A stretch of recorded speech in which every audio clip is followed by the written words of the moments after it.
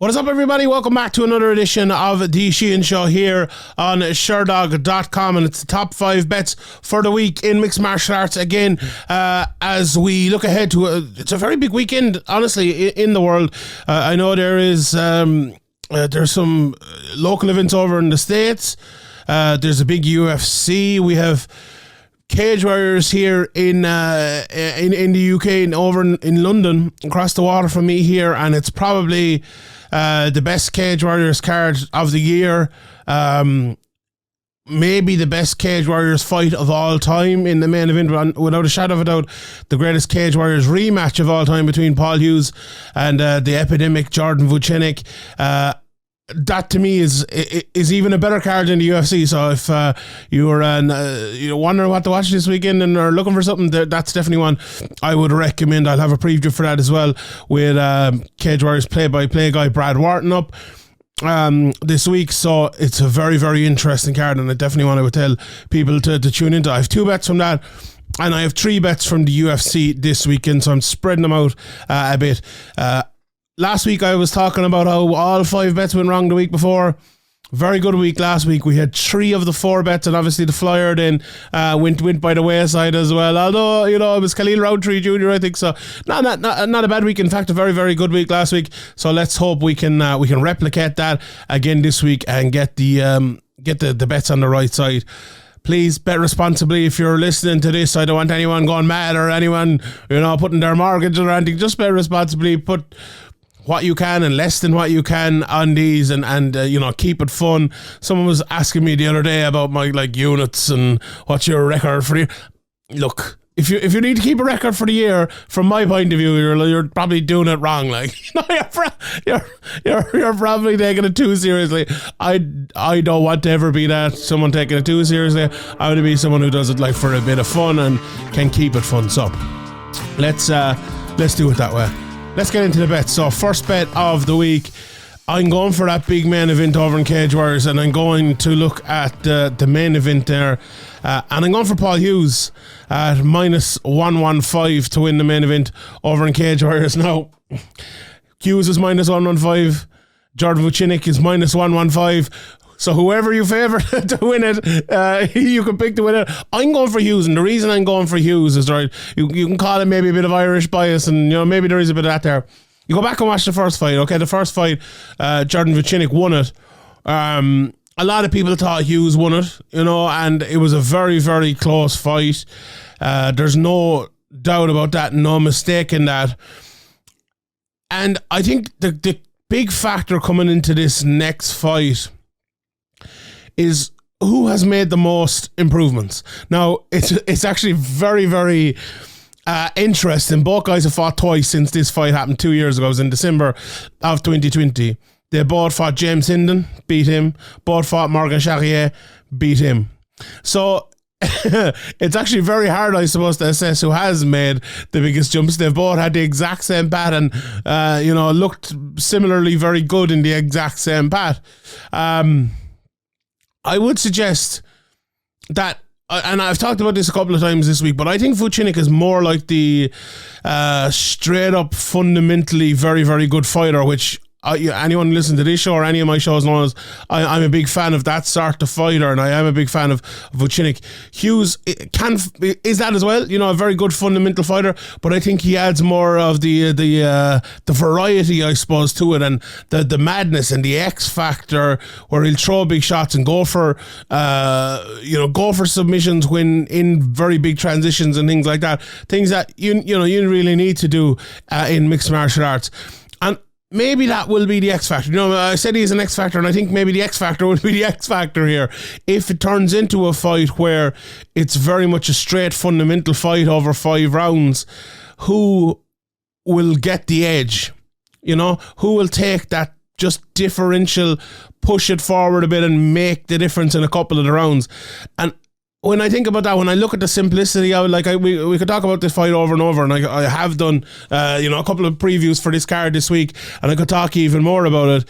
We could break down all the integers, but when you look at it very simply about who to bet on, I think that is the key for me.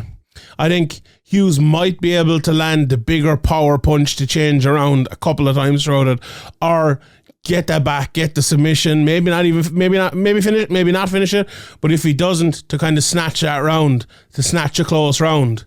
And that really could be the difference in this fight. If you're looking for a difference maker, as I said, break down the jab, break down the backhand, break down the combinations, the wrestling, the jiu-jitsu and all of that, all well and good, and it's very hard to split them, but maybe that's the split. Now the first fight as well, I suppose, to give people maybe a little bit of context on it, Hughes kind of dominated when he got the fight to the ground. Now Vucenic has come out after that and submitted James Hinden, if I'm not mistaken, and has looked better on the ground and has started wrestling himself a bit. Hughes struggled in the second half of that fight to get the fight to the ground and to win on the ground because he couldn't get it there. But if he can get a few takedowns, if he can get the fight to the ground, I don't know if Vucenic, even though he's made improvements there, will have enough for Hughes in terms of, I'm sure Hughes has made improvements there as well. So, if you're looking for two things that stand out, I think you're probably looking on the Paul Hughes side of it. Now, if this turns into a straight up fundamental fight, it'll be 50-50. And that's why the betting is like that. It's 50-50 in the betting. And it's a wonderful, wonderful fight. And I really, really can't wait for it. To me, I said it this week as well. When you're talking about mixed martial arts and it being 30 years of age next year in terms of the UFC starting, and I know a little bit earlier than that if we're to look back at the Sherdog records and other things as well, but it's a young sport, and the best fighters in the world are the best fighters now. The light heavyweights from Chuck Liddell's era are not beating John Jones or Yuri Prochazka. Heist Gracie's not beating, what weight class would he be? 140, Max Holloway or Volkanovski or Islam Makhachev or whoever it might be at his weight class. It's just not happening, And my point there is the best fighters are the best fighters now, but the best prospects are the best prospects now. And these to me are two of the best prospects the world has to offer. They both have one loss. They both one of them has 9 fights, one of them has 10 fights. They both have fought similar guys. They both have got to the top of the mountain in Cage Warriors, and both probably been unlucky not to get the signature for the UFC. And we're just lucky that we have this fight and we can still see it, because if they went to the UFC, it'd be a different thing, and maybe they'd end up fighting each other, but it'd be stuck on a prelim or something, or it'd be weird. It wouldn't be 5 rounds. It wouldn't have the same gravitas. And look, they'd be getting more money and all that, and that'd be, absolutely fantastic, and it'd be better for them. But let's be a little bit selfish here for a second. It's like, this is the best case scenario for us. We get to see these two really great up and comers who are actually probably more than up and comers now. They have gone to that level, I think, and we get to see them fight each other over 5 rounds. It's going to be a very, very good fight. But I'm going for Paul Hughes at -115. Right, bet number 2. Next bet I'm going for here. The second one from Cage Warriors. I'm going for James Sheehan to win over Jamie Richardson at -155 in this one. Now, James Sheehan, you might think he's related to me or something. No relation. The Sheehan Show, we'll have to give it to James Sheehan. We'll have to do it. It doesn't matter the price, doesn't matter anything. We'll have to pick James Sheehan at the Sheehan Show. But no, if anyone doesn't know James Sheehan or hasn't seen him over the last while, this is a guy who went in his first 2 fights of his career, not even his first 2 fights in Cage Warriors or anything, and they were, but at 0-0 and 0-1, he fought Matt Bonner, Cage Warriors champion, who went on to be Cage Warriors champion, Ian Gary, who obviously we know went on to be Cage Warriors champion, and also, fighting the UFC and everything like that. And he lost those 2 fights, but he went to decision with both guys, went to decision with Ian Gary. At the early stage of his career, Ian Gary was knocking everyone out, and he still is, and he's doing very, very well. And James Sheehan went all the way with him in that fight. Now, there's an injury and things in it as well, and it turned into a different sort of fight, but still. And it would be easy for someone, start their career at 0-2 against 2 really, really good guys to kind of give up, or a promotion to give up on him, or to put a few more losses on top of it. But James Sheehan has really changed it around. He's won 5 in a row since that, and not only has he won 5 in a row, he's looked very, very good winning those 5 in a row. Last time out, his hands, His wrestling, everything just looked phenomenal. I believe Neil Seary, the former UFC fighter and former Cage Warrior champion, has been doing a lot of work with him in Team Rhino, obviously under the tutelage of Andy Ryan as well, and Paul Redmond in that gym, and many others down through the years. And it shows, he looks so good now. He looks like a guy who has gained a load of confidence in his game with those wins. He had the setbacks, he saw the level, and now he's getting towards that level himself, and that's really, really good. And kudos as well to Cage Warriors. I believe he's in the co-main event. Like some promotions, some people would see a guy who has 2 losses in a row, even if he put 5 wins together, and don't give him the promotion that his ability deserves. You could go in there and, you could lose to Makhachev and Michael Chandler, and you could still be like the 5th best fighter in the world. You could still be one of the top people in the world. And in MMA, sometimes it's hard to actually understand that and hard to fathom that. And with James Sheehan, he's still one of the best prospects in Cage Warriors, even though, he maybe shouldn't have been fighting lads that good early in his career. And, the Gary one was fair enough because they were both young in their career, but you know what I mean? Just because he lost a couple of early fights against 2 very good guys doesn't mean he's not very good. And he's shown that in the 5 fights subsequently. Now he's fighting Jamie Richardson, who has been in there and fought some of the best in Cage Warriors. He's 18 fights deep, fought Matt Bonner as well, and he actually beat Matt Bonner, so there you go. He fought, Natajas Fedrick, Aaron Khalid, Hacken, Foss, some of the names that everyone knows down through the years in Cage Warriors. He's a finisher. 9 of his 11 wins have finished inside the distance. He's got power. And you would think, and if you looked at it a couple of fights ago for James Sheehan, you would think maybe he'd be looking to get this fight to the ground. He'd be looking to out-wrestle Jamie Richardson, maybe. Push him against the cage, make it tough. But I think James Sheehan's striking looks so good the last time. I think he'll be happy enough to fight this fight wherever it goes. And that gives him an added bonus as well, and an added way to win the fight in a different area. So, honestly, watching a bit of Jamie Richardson, I was talking to a couple of lads on a previous show about it last night as well, that maybe Jamie Richardson still, he's 18 fights in career. I think he's only 26. It feels like he's 36. It feels like he's a veteran. He's been around forever. And maybe the slight, or maybe not even slight, but the advantage in athleticism goes to James Sheehan, I think. Maybe the transitions, which are so important in mixed martial arts, will go to James Sheehan.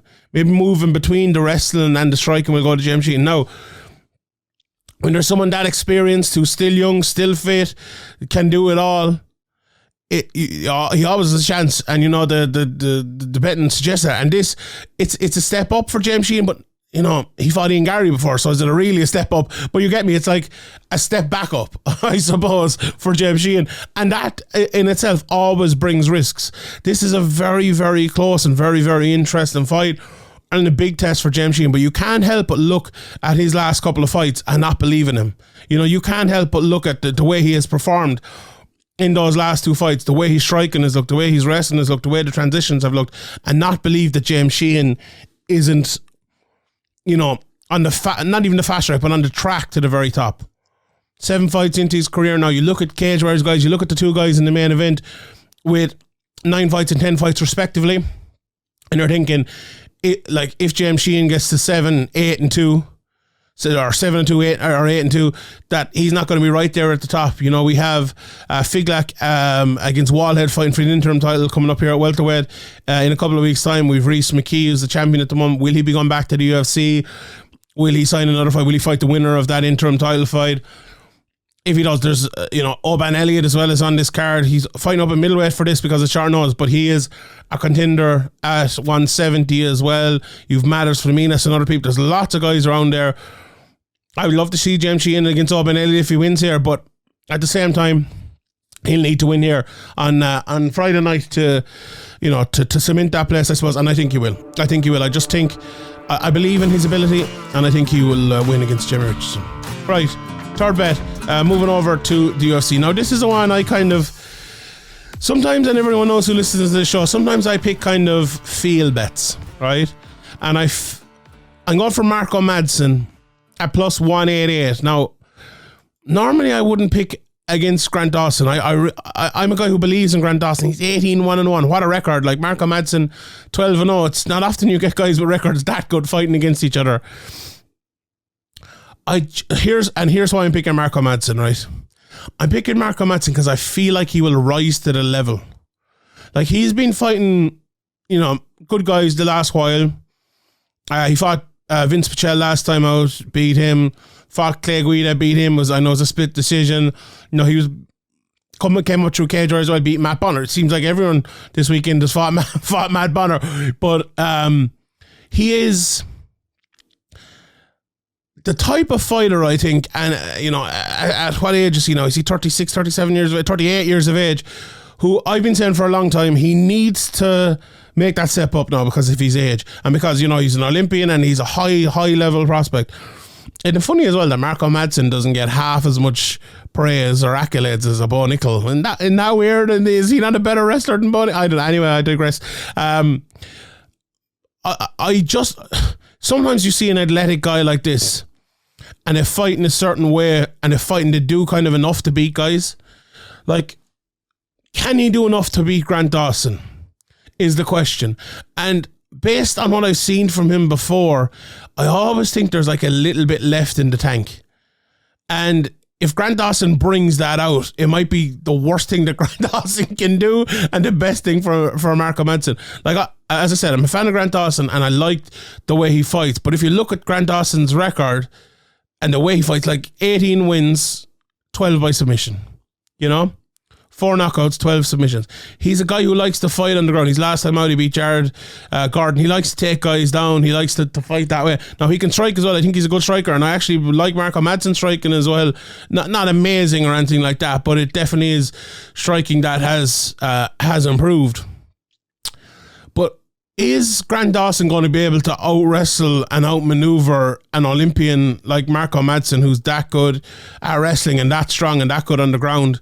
Is he going to be able to win that fight on the ground, Grant Dawson? Maybe he will.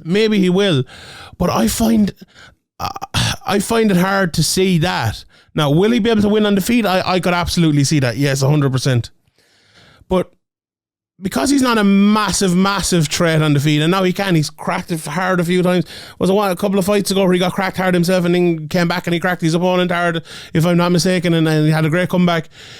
He can fight and he can be dangerous on the feet. But this is really a feel one. If you gave me them both straight up, I'd probably just go for Grant Dawson. And if you told me like I have to bet in my life who's going to win, I'd probably go for Grant Dawson, right? But at plus 188, and I think it's probably rising a bit as well. You might get that at plus 100 or plus 200 by the time it starts. I don't know, right? Sometimes you bet on a guy before a fight, knowing that if he wins it, you'd never get that price in him again, right? And I think that's where we are now with Marco Madsen. Now, I might be wrong. And if I am wrong, he will lose and we will, we'd get plus 300 the next time maybe in a similar sort of fight. So I think the level of Marco Madsen, if he was 28, 29, would be very, very, very high. Its age is the only thing holding him back. And I just think he is being held back a bit, and maybe not necessarily even by the age, but I think the level is holding him back. And I would say with a rising level, I'll say it again, a rising level, I think it'll be a rising performance for Marco Madsen. So I'm going for him in that one, and let's see, I suppose. Let's see how that one goes. Right, the next bet here. Actually, I had picked Jelton Almeida, and I went on to Sherdog.com just before I recorded this, and that fight is off. So I'm moving my fourth bet to... The fourth bet is going to the main event, Lemos versus Rodriguez. I'm not picking a winner here, but I'm going for the over, and that's at plus 115. So the over is plus 115. The over 4.5 rounds, plus 115. This is a weird one, right? Let me just check this again, because the fight to go to the decision, minus 115. The fight to go over 4.0, sorry, it's plus 110. Plus 110. So to go to the decision, minus 115. To go over 4.5 rounds, it's plus 110. The over 4.5 rounds is a better bet because it could finish in the last minute of the last round and you'd still win the bet, or go to the decision and you'd win the bet. That makes no sense. So, you know, maybe that won't be exactly 100% correct by the time the actual betting comes out. Maybe they'll find that there is an anomaly there and it's wrong. But anyway, I still think that's a good bet, even if it's even money, even if it's minus 115. You look at these two, and like, it's very hard to split them, I think. Like, even looking, let me just check in the betting here on both of them. Minus 210 for Rodriguez, who's the favourite, and I granted, I think she is the favourite as well, and should be. Plus 180 for Lemos, and I'm a big fan of Lemos. But if you look at Rodriguez, right, 9 decisions in her 16 wins. Her last 3 in a row have all gone to a decision. Before that, she had a finish. It was in the second round. She had 5 decisions in a row before that. So what's that? 9 of her last 10 fights have gone to a decision, and she's favourite to win it. You know, it's very hard to look at this fight and think, okay, if Rodriguez wins it, how is she going to win it? Well, if past this prologue, if you've won 9 of your last 10 fights by decision, you're probably going to win this by, or have gone to a decision. This is probably going to a decision as well. If you look at Lemos, okay, she has more finishes. She has only, in fact, 2 decision wins and no decision losses in her career. So she is definitely, and she's 1 draw as well. So 3 of her, 13 fights have only gone to decision, which is not many, granted, 100%. But she went to decision with Angela Hill 3 fights ago. Now, the level of people she's been fighting, you know, has been good, but maybe not amazing. You know, you look at the names and the people who stick out on her record. Leslie Smith, she knocked her out. You know, she beat her. And the names, you know, Jessica Andrade, she finished her, she beat her. Michelle Watterson Gomez, who she's known as now, obviously, you know, Lemos won that fight last time out, and she beat Angela Hill as well. The Watterson fight went into the second round, the Hill fight went to decision. So, and I feel like, look, she's either getting beaten by the people who are at a higher level or going a longer distance like the Hill fight. So, look, Rodriguez, as I said, not the biggest finisher in the world. And if you favour her to win this fight, and it to go, like, how is Lemos going to win it? How is Lemos going to win it? Is she going to, you know, take her down, submit her? Is she going to land a big shot or something like that against Rodriguez, who is, you know, I talked about better maybe fundamental fighters earlier on. I think that's what she is.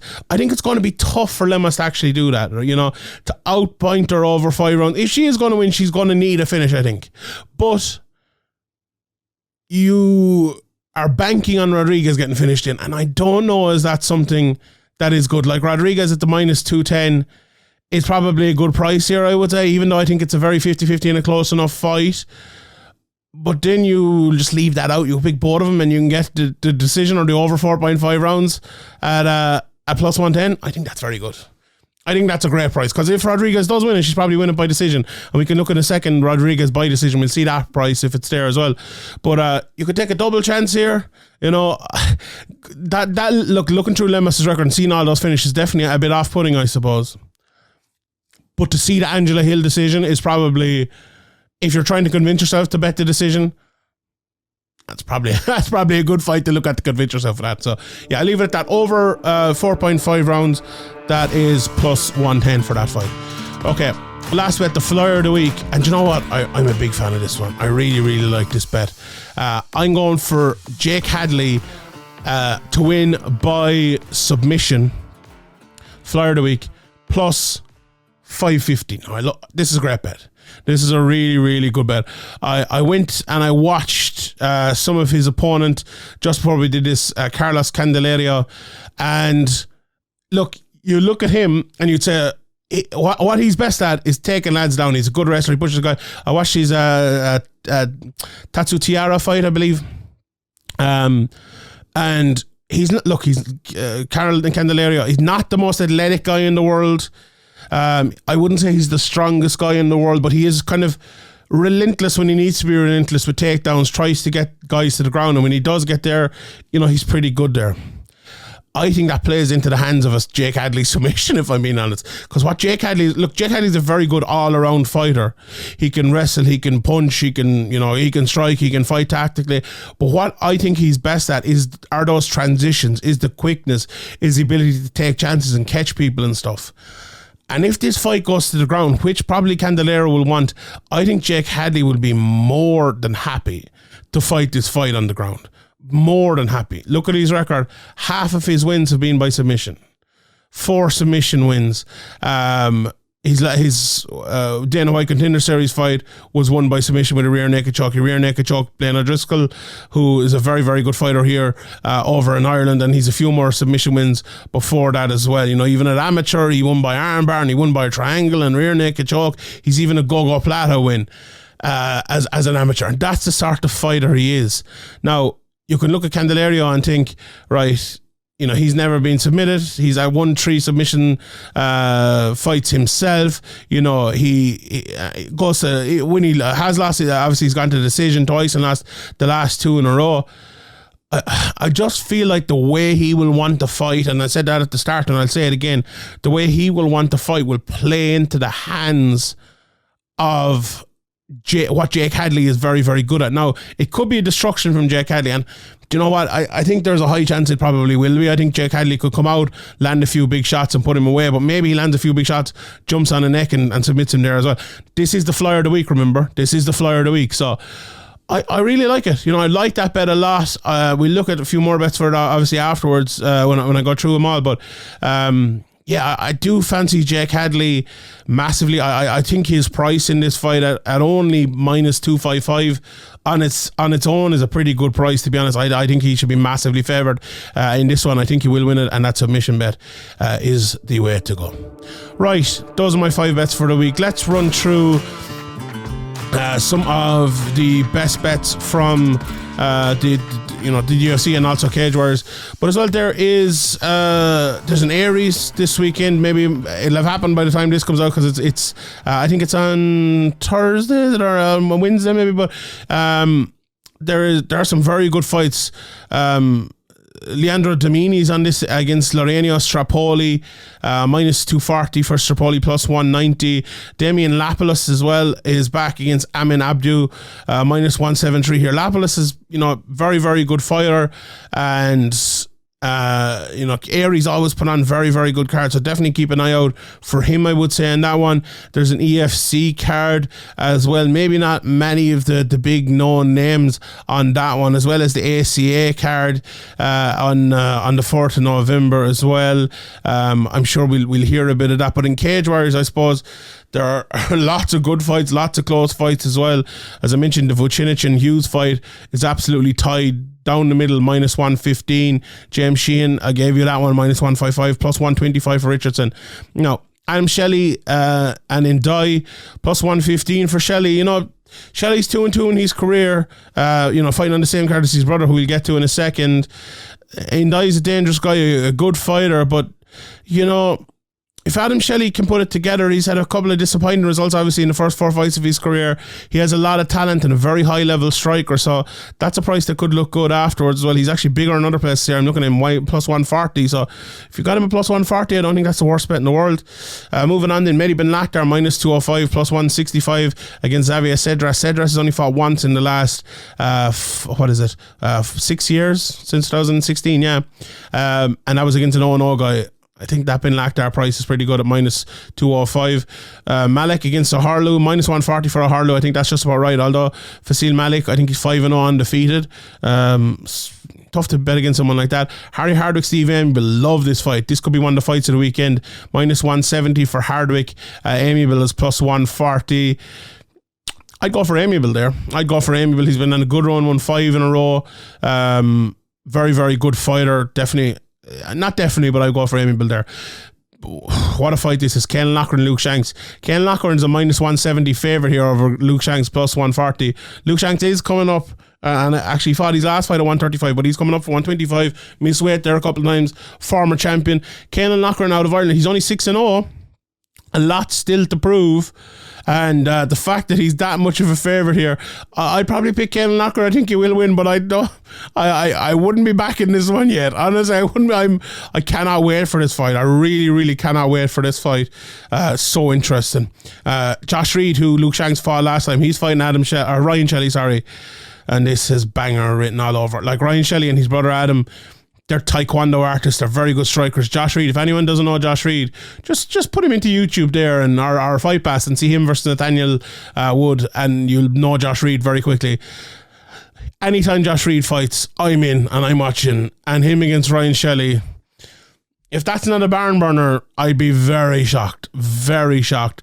I like Shelley at minus 200. 5-0, still young in his career, and Josh Reed has taken out many very good guys down through the years, so interesting. James Webb against Paddy McCrory, only 2-0 as Paddy, but everyone out of his FAI gym is talking about him being a very, very good fighter. James Webb, former middleweight champion, fighting out of Team KF in Dublin, minus 145 as Webb, plus 115. Like, you look at that and think, why is James Webb such a low price there, considering he's fighting a guy who's 2-0, he's a former champion? It's because of the talk about McCrory. He's supposed to be very, very good, so I'm interested to see. I'm not sure who'll win that one, if I'm being honest.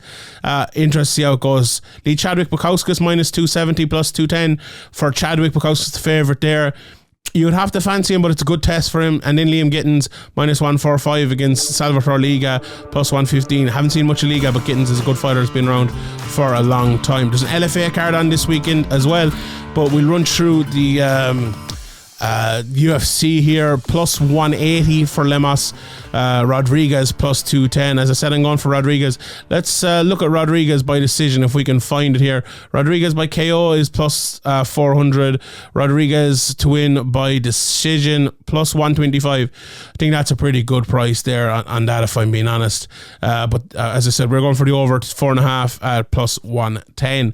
I like this Daniel Rodriguez Neil Magny fight, and I didn't give a bet on it because I think it's hard to kind of pick him out. Minus 105, Daniel Rodriguez the favourite. Minus 115 for Neil Magny Rodriguez the underdog, Magny the favourite.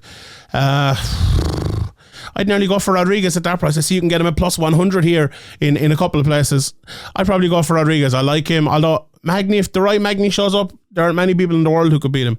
Nate Manis, I'm a big fan of his, plus 175, minus 205 for Tagiru Lambekov. Think that's a closer fight than that suggests. I'd probably still go for Lambekov though, but I don't think I'll be betting on it.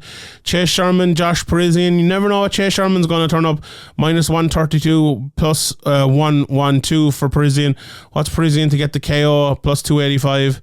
It's probably the one I'd be betting on, if I was being honest. Chase Sherman, anyone who bets on MMA and bets on it regularly knows Chase Sherman is one to always avoid, because you never know what you're going to get with old Chase. We talked about Grant Dawson and Marco Madsen, obviously. Then Derek Minor is plus 169, minus 194 for Celian Nordenbeke. I would go for Nordenbeke there to minus 145. Maverick, big favourite. Miranda Maverick, minus 650, plus 475 for Shani Young, and I think that is right. Lopez is the underdog, plus 245, minus 285 for Mario Bautista. I think the favourite will win that as well. Like Polyana Viana as well, minus 129 over June Freya, minus 109. Ludovic Shaolin, plus 190 over Johnny Munoz Jr., minus 225. I have a bit of a soft spot for Shaolin. I maybe go for him there in that one. And then we have the last two. Romana Pascual, plus 120, minus 140 over to me. Tamarez Vidal. And then Jake Hadley and Candelario. Hadley, minus 243, and Candelario, plus 208. So very, very interesting week in the world of betting. A lot of fights going on, and a lot of fun ones as well. Let me quickly recap my bets. Paul Hughes to win in the main event in Cage Warriors, minus 115. James Sheehan, minus 155 in the co-main event in Cage Warriors. Then the 3 bet from the UFC. Marco Madsen, plus 188. Moneyline bets straight up. Lemos versus Rodriguez, the over 4.5 rounds at plus 110. And then Jake Hadley for the FLIER of the week to win by submission, plus 550. All right, everyone, I will leave it there. Let me know your bets in the comment section below. Have a great week. Best of luck with all the bets. My name is Sheehan for Sherdog.com, and I'll see you all next time.